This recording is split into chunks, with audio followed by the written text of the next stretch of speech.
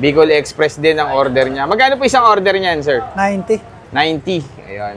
Sige nga, sir, pa-order nga rin po ako. 90 pesos. Ganito yung serving nila. So, ito guys, yung ating Bicol Express. 90 pesos. Panalo rin yung serving. So, sali na natin yan dito. Laban na yan. 26 years na sila dito.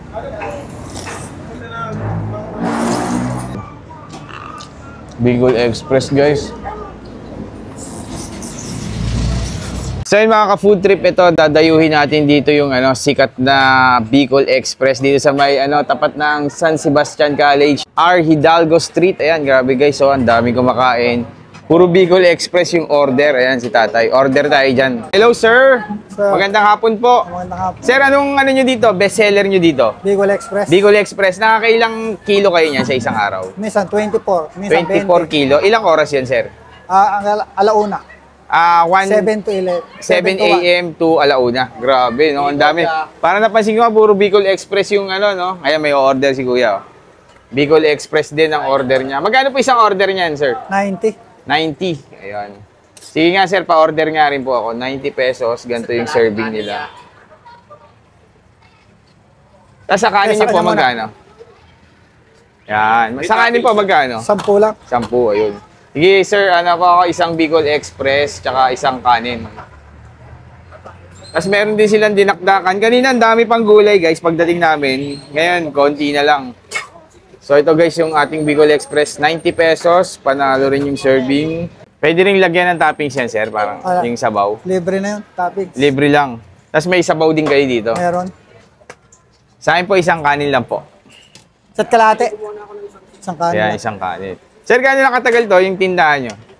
Dito, 6. Sa kabila, 20. 20 years na. Saan yung unang pwesto nyo, sir? Yung may yero doon. Anong street yun?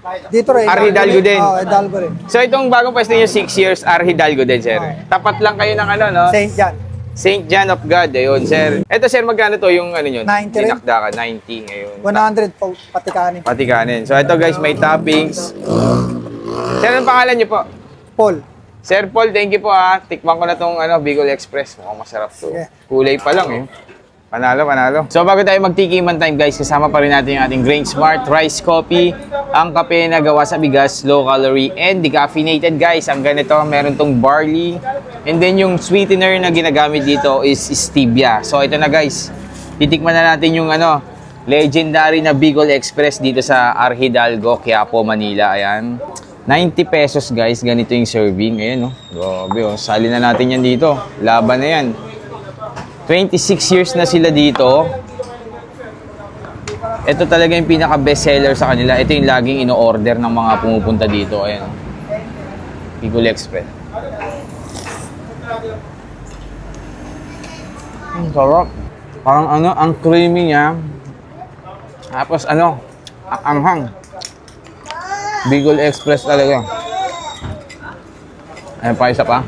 Ayan, grabe.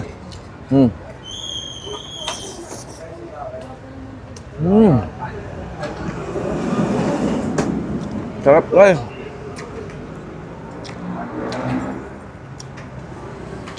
One more.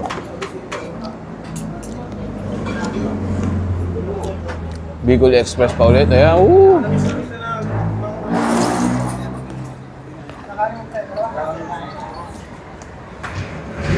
tamis anghang. Tapos yung karne niya ang lambot. Sarap guys. Panalo to. Bicol Express guys. Sarap guys. 90 pesos yung ganitong order. Tapos guys, pin nyo lang yung St. John of God dito sa R. Hidalgo ng Quiapo, Manila. So, isa store pala to. Ito yung sari-sari store. Tapos sa harap niya yung karinderya. Kapang subo. Sarap. Grabe. Pag mga 12 or 12:30, yung ibang ulam wala na. Bicol Express nila, ang dami nila magluto guys. Ano talaga yung order dito?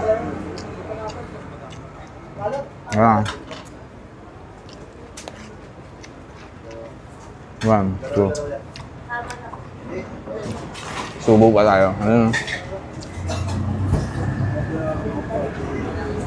Panalo. Dahil na kayo dito, 7 a.m. open na sila. Panalo guys, thank you.